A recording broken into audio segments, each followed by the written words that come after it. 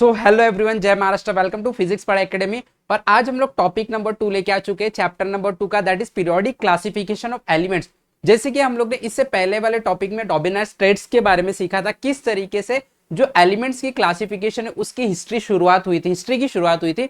तो ठीक उसी तरीके से हम लोग नेक्स्ट अप्रोच पे जाएंगे, जो है कि न्यूलैंड्स लॉ ऑफ ऑक्टेव। तो डॉबिनेट ट्रेड्स के बाद जब वो फेल हो गया, उसके बाद अलग अलग साइंटिस्ट आए एलिमेंट्स को क्लासिफाई करने के लिए। तो उसी तरीके से सेकंड नंबर पे हम लोग स्टडी करने वाले न्यूलैंड लॉ ऑफ ऑक्टेव। इन्होंने सेम टू सेम क्या किया, इन्होंने एलिमेंट को क्लासिफाई करने की कोशिश किया। किस तरीके से इन्होंने एलिमेंट को क्लासिफाई किया, किस तरीके से अपने नियम बताए, ये सारे चीज को आज के हम लोग सेशन में देखने वाले। तो सब लोग को रेडी हो जाना है। और सबसे इंपॉर्टेंट, अगर आप चैनल पे नए तो फटाक से सब्सक्राइब कर लेना, क्योंकि इस चैनल पे आपको क्लास 10th का 2027 में जो लोग बोर्ड एग्जाम देने उसके सारे कंटेंट आप लोगों को मिलने वाले। तो ये चीज मिस नहीं करना, बिकॉज ये आपके लिए बहुत अच्छा, यानी कि आपके लिए बहुत बेनिफिशियल साबित होने वाला। तो फटाक से चैनल को सब्सक्राइब कर लो, नोटबुक ले लो। चलो हम लोग ज्यादा टाइम वेस्ट नहीं करेंगे, without wasting time let us begin. ठीक है, तो आज का हमारा टॉपिक है न्यूलैंड लॉ ऑफ ऑक्टेव। ठीक है, तो इसको समझते हैं। तो यहाँ पे जो न्यूलैंड लॉ ऑफ ऑक्टेव है, इन्होंने जो ये साइंटिस्ट हैं न्यूलैंड, राइट, उन्होंने भी क्या किया, एलिमेंट्स जो थे उस टाइम पे, जो नोन एलिमेंट थे बेसिकली, उनके टाइम पे वो अप्रोक्सीमेटली 56 एलिमेंट जानते थे। 56 एलिमेंट सब लोग जानते थे उनके टाइम पे। तो उन्होंने इन 56 एलिमेंट को एक पर्टिकुलर सिस्टमैटिक वे में क्लासिफाई करने की कोशिश किया। तो इन्होंने भी वही बेसिस, वही पैरामीटर लिया, दैट इज एटॉमिक मास, जो डॉबेना ने लिया था। तो उनका भी आपको पता है ट्रेड्स उन्होंने बनाए थे, 3-3 के सेट्स बनाए थे, राइट। तो इन्होंने भी वही काम किया, बट यहाँ पे उन्होंने 3-3 के सेट नहीं बनाए। यहाँ पे वहां की कौन सी प्रॉपर्टी चोरी की इन्होंने बोला भाई एटॉमिक मास को यहाँ पे भी हम लोग क्या रखेंगे, एक बेस रखेंगे। तो उन्होंने क्या किया कि जितने भी एलिमेंट नोन थे, सारे एलिमेंट को पहले तो उन्होंने एटॉमिक मास के, increasing order of atomic mass के हिसाब से उन्होंने अरेंज किया।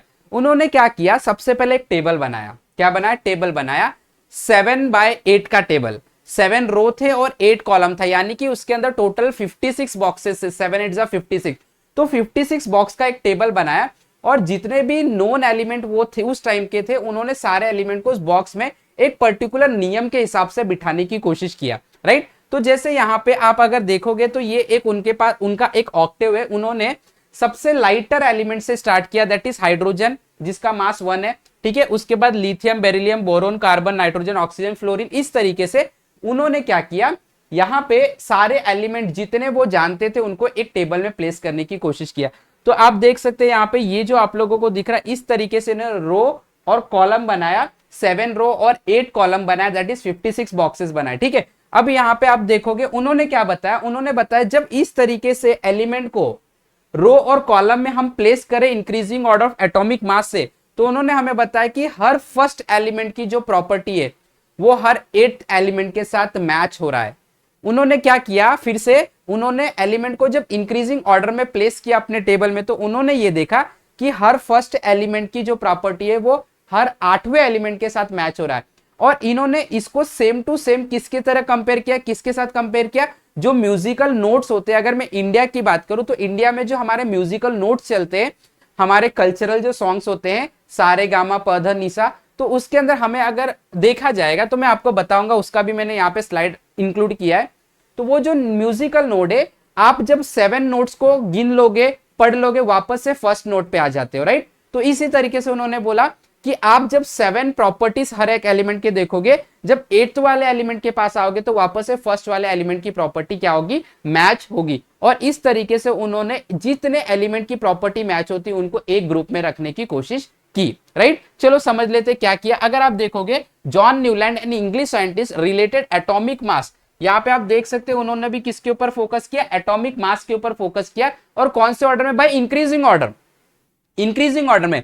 तो पहला लाइटर एटम, उसके बाद नेक्स्ट, उसके बाद नेक्स्ट, जैसे जैसे इंक्रीजिंग ऑर्डर में एटॉमिक मास बढ़ रहा था वो प्लेस करते चले गए, राइट। उसके बाद आप देख सकते हैं in 1866 he arrange element in increasing order of their atomic masses. Atomic mass के हिसाब से वो अरेंज करने लगे। It started with the lightest element, कहां से स्टार्ट किए, हाइड्रोजन से स्टार्ट किए, और वो थोरियम तक लेके गए। ये जो एलिमेंट का अरेंजमेंट था इन increasing order of their atomic mass, उन्होंने स्टार्ट किया सबसे lighter atom element that is hydrogen, और कहां तक ले गए, थोरियम तक उन्होंने प्लेस करने की कोशिश की, ठीक है। उसके बाद क्या उन्होंने देखा, he observe that every 8 element had property similar to that of the first. तो जैसे अगर मैं यहां पे बात करूं, अगर आप इसको देख रहे हो, लिथियम को अगर मैं फर्स्ट मान लूं, लिथियम को अगर मैं फर्स्ट मान लूं, तो इसके बाद मैं 8वें पे आता हूं। देखो second, third, fourth, fifth, sixth, seven और ये रहा 8, यानी कि सोडियम का और लिथियम का जो प्रॉपर्टी है वो एग्जैक्टली उनको मैच होता हुआ दिखाई दे रहा था, मिलता हुआ दिखाई दे रहा था। यही बात उन्होंने बताया कि जब हम लोग इस तरीके से रख रहे हैं तो हम लोगों को यह देखने मिल रहा है कि हर पहले एलिमेंट की प्रॉपर्टी 8वें एलिमेंट के साथ मैच हो रही है। यानी कि बेरिलियम अगर मैं इसको फर्स्ट मानता हूं तो इसकी प्रॉपर्टी मैग्नीशियम के साथ क्या होगी, मैच होगी। इस तरीके से उन्होंने पूरे कंडीशन को समझते हुए सारे एलिमेंट को एक पर्टिकुलर 7/8 के टेबल में प्लेस करने की कोशिश की, राइट। एग्जाम्पल अगर आप यहां पे देखोगे बताएगा sodium is the 8th element. बिल्कुल आप देख सकते हैं सोडियम 8th एलिमेंट है। अगर मैं इसको 1 मान लू तो 1 एटॉमिक मास वाला हाइड्रोजन, बट अगर इसको मैं 1 मानू तो ये क्या है, 8th एलिमेंट है। तो sodium is the 8th element from lithium and both have similar property. दोनों के पास कैसी प्रॉपर्टी, सिमिलर प्रॉपर्टी है। इसके लिए इनको दोनों को एक ग्रुप में रखा जाएगा क्योंकि इनकी प्रॉपर्टी कैसी, similar property, right, clear. Magnesium is similar to beryllium and chlorine is similar to fluorine. वही बोल रहे हैं हम लोग को, मैग्नीशियम जो है बेरिलियम के साथ सिमिलर है, क्लोरीन फ्लोरीन के साथ सिमिलर है। इस तरीके से टेबल में अगर मैं आपको बताऊंगा तो आपको समझ में आएगा। He compared this pattern with octave in music and called is at law of octave. इसी चीज को उन्होंने म्यूजिक के ऑक्टेव से कंपेयर करके इस पर्टिकुलर कंडीशन को, इस पर्टिकुलर पैटर्न को लॉ ऑफ ऑक्टेव नाम दे दिया, ठीक है। अब इसको थोड़ा सा समझते with the help of table. अब देखो अगर आप देखोगे, अगर हम लोग वेस्टर्न म्यूजिक में जाएंगे तो उनके पास जो नोट्स होते हैं वो इस तरीके के होते हैं, डो रे मी फा सो ला ती, राइट, वापस से रिपीट होता है। तो आप अगर देखोगे तो 7 के बाद वापस से 8वें नंबर पे ये रिपीट हो रहा है। अगर मैं इंडियन क्लासिकल म्यूजिक में जाऊंगा तो सा रे ग म प ध नी सा, राइट, वापस से यहां से रिपीट हो जाएगा, सा रे ग म प ध नी फिर स। तो ये रिपीट हो रहा है। तो ये जो रिपीटिशन यहां पे जो पैटर्न दिख रहा है, सेम टू सेम पैटर्न उनको एलिमेंट के क्लासिफिकेशन में भी दिखाई दिया जिस हिसाब से वो रख रहे थे। तो इसको हम क्या बोलते हैं, म्यूजिकल नोट बोलते हैं, ऑक्टेव बोलते हैं। इसीलिए उन्होंने इस पर्टिकुलर क्लासिफिकेशन के पैटर्न को क्या नाम दे दिया, न्यूलैंड लॉ ऑफ ऑक्टेव या तो ऑक्टेव लॉ ऑफ ऑक्टेव दे दिया। जैसे आप देख सकते हैं यहां पे अगर हम लोग देखेंगे, अगर आप इसको पहला एलिमेंट मानते हो तो उसके बाद 8वां एलिमेंट ये आएगा, उसके बाद इसको पहला मानते तो 8वां ये आएगा। ये सबकी प्रॉपर्टी क्या हो रही थी, मैच हो रही थी। इसके लिए सब एक ही कैटेगरी में आ गए।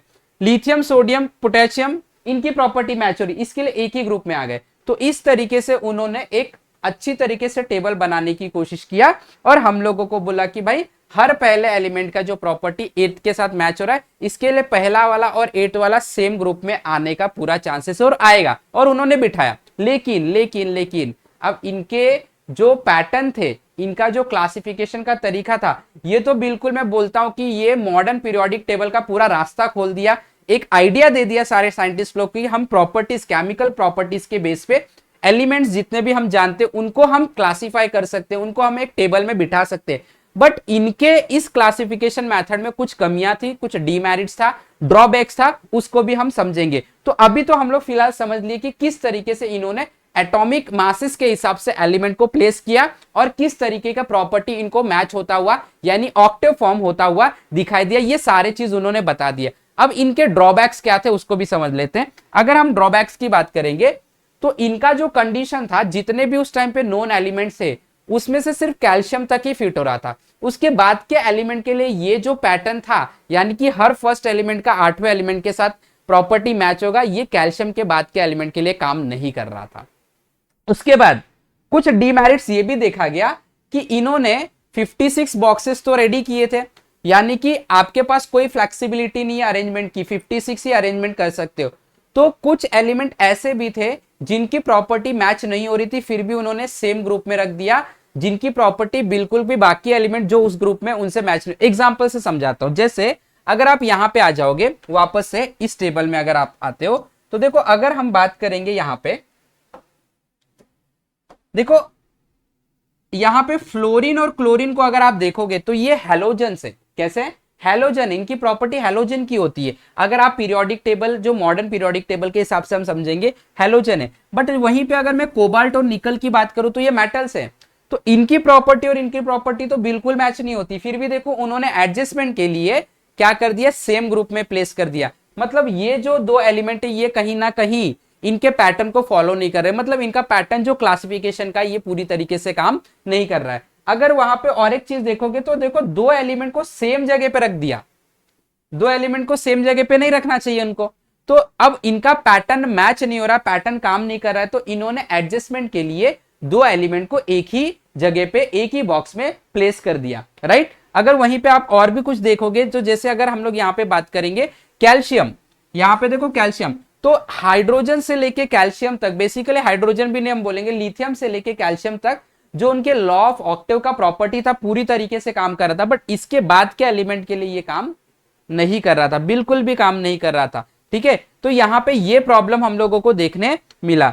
तो अगर आप यहाँ पे देखोगे सोडियम, लिथियम, पोटेशियम जो है ये एलिमेंट जो है ये एलिमेंट का वैलेंसी 1 होता है, उसी तरीके से यहाँ पे कुछ कुछ ऐसे प्लेसमेंट किए गए जहां पे वैलेंसी भी मैच नहीं हो रही थी बट उन लोग सेम ग्रुप में आ गए थे, तो इस तरीके से कुछ ड्रॉबैक देखने मिला। उसके बाद जो न्यूली डिस्कवर्ड एलिमेंट आने वाले थे, कुछ नोबल गैसेस है, इनर्ट गैसेस है, और कुछ एलिमेंट आने वाले थे, उनको पता तो था कि आएंगे, राइट, लेकिन उस टाइम पे डिस्कवर नहीं हुए, तो उसके लिए इस टेबल में कोई अरेंजमेंट नहीं था कि वो अगर मिल गए, हमने उनका अनुसंधान डिस्कवरी कर लिया, तो उसको कहां पे प्लेस किया जाएगा, इसके लिए इनके पास कोई भी बंदोबस्त नहीं था, कोई अरेंजमेंट नहीं था। तो इस तरीके से कुछ ना कुछ ड्रॉबैक हम लोग को इसमें देखने मिला। जैसे अगर आप बात करोगे Newland law of octave applicable only up to calcium, calcium के आगे वाले एलिमेंट के लिए काम नहीं कर रहा था। ही फिटेड, उन्होंने क्या किया, कुछ अरेंजमेंट एडजस्टमेंट के लिए he fitted element in a table of 7 × 8 56 boxes and kept 2 element in some boxes. कुछ कुछ बॉक्सेस में 2 एलिमेंट रख दिए, जैसे अभी हमने देखा कोबाल्ट और निकल, देखो कोबाल्ट और निकल, सीरियम एंड लैंथनम, आपने देखा, देखो ये भी 2 सेम आप देख सकते जगह पे 2 एलिमेंट को रख दिया गया, तो ये भी एक ड्रॉबैक है। He place some element with different property, ऐसे कुछ एलिमेंट जिनकी प्रॉपर्टी बिल्कुल अलग है उसको भी एक ग्रुप में रख दिया अंडर द सेम नोट, या तो सेम ग्रुप बोलो या सेम नोट। जैसे अगर आप देखोगे ये सारे जो एलिमेंट है ये कौन से नोट में रखा गया, डो में या तो सा में रखा गया, राइट है। लेकिन इसके अंदर आप मैंने बताया ये क्या है, फ्लोरीन क्लोरीन हैलोजन है, बट ये तो मेटल्स है, प्रॉपर्टी बिल्कुल मैच नहीं हो रही, फिर भी इसको सेम नोट में रख दिया गया, ये भी एक ड्रॉबैक था। अंडर सेम नोट जैसे आपको दिया गया है, right. Octave had no provision for newly discovered elements, जो डिस्कवर होने वाले एलिमेंट है उसके लिए कोई बंदोबस्त, कोई प्रोविजन, कोई अरेंजमेंट नहीं था। Property of new element discovered later did not fit in the Newland law of octave, अब जो नए एलिमेंट्स आए वो एलिमेंट्स को भी न्यूलैंड लॉ ऑफ ऑक्टेव के नियम के हिसाब से फिट नहीं कर पाया गया, वो फिट ही नहीं हो रहे थे। तो इस तरीके से ये सारे ड्रॉबैक हम लोग को न्यूलैंड लॉ ऑफ ऑक्टेव में देखने मिले। तो देखो डिस्कवरी जो थी वो स्टार्ट तो ही डॉबिनाइट्रेट से, जहां पे हमें ये पता चला कि भाई अगर मैं एटॉमिक मास के हिसाब से सेट करूं तो उन्होंने ट्रेड्स बनाए, 3-3 के सेट बनाए, जहां पे पहला और तीसरा एलिमेंट का एटॉमिक मास का मीन जो होता था मीटल वाले एलिमेंट के साथ मैच हो रहा था। तो एक तरीका उन्होंने खोल दिया कि हम इस तरीके से एलिमेंट्स के क्लासिफिकेशन कर सकते। फिर इसमें कुछ ड्रॉबैक आने के बाद इसी क्लासिफिकेशन को करने के लिए न्यूलैंड आए, उन्होंने भी कुछ कॉन्सेप्ट यूज किया, उन्होंने भी एटॉमिक मास की थ्योरी ली कि हम पहले इसको इंक्रीजिंग ऑर्डर में रख देते हैं। फिर हमने देखा कि फर्स्ट और हर 8वां एलिमेंट जो है वो सेम प्रॉपर्टी दिखा रहा था, तो इन्होंने भी एक और तरीका, हमें एक और आइडिया दे दिया कि भाई हम लोग इस तरीके से केमिकल प्रॉपर्टी को देखते हुए, एटॉमिक मास के इंक्रीजिंग ऑर्डर को देखते हुए एलिमेंट को क्लासिफाई बिल्कुल कर सकते हैं। तो इन्होंने बिल्कुल एक नया मोड दे दिया, एक नया सुझाव दे दिया, एक नया हम लोगों को आइडिया दे दिया क्लासिफिकेशन का, और इन्होंने पूरा आज जो मॉडर्न पीरियोडिक टेबल जो हम लोग ने जितने एलिमेंट को क्लासिफाई किया एकदम सटीक तरीके से, इसका रास्ता इन लोगों ने ही खोला है। हाँ, ये हम मानते हैं कि भाई इनके क्लासिफिकेशन के अंदर कुछ ना कुछ ड्रॉबैक्स आया, ड्रॉबैक्स ने ही हम लोगों को सोचने पे मजबूर किया और हम लोग आज यहां तक पहुंचे जहां पे हम लोग ने पूरी तरीके से एक परफेक्ट पीरियोडिक टेबल डिस्कवर कर लिया, जहां पे सारे के सारे एलिमेंट जो आज तक नोन है हम लोग ने उसको परफेक्टली केमिकल प्रॉपर्टी, सारे प्रॉपर्टी के हिसाब से फिट कर लिया। तो आज का सेशन इतना ही था, जहां पे हम लोग ने न्यूलैंड लॉ ऑफ ऑक्टेव सीख लिए। अब नेक्स्ट सेशन में और भी आगे बढ़ेंगे, मेंडेलीव पीरियोडिक टेबल के बारे में जानने की कोशिश करेंगे। टिल देन अगर वीडियो पसंद आया तो सबको लाइक कर देना, शेयर कर देना, चैनल पे नए तो सब्सक्राइब कर देना, और इसी तरीके से हमारे साथ जुड़े रहे, सीखते रहे, 2027 की प्रैक्टिस करते रहे। और therefore have wonderful day, have wonderful learning. Thank you very much. जय महाराष्ट्र।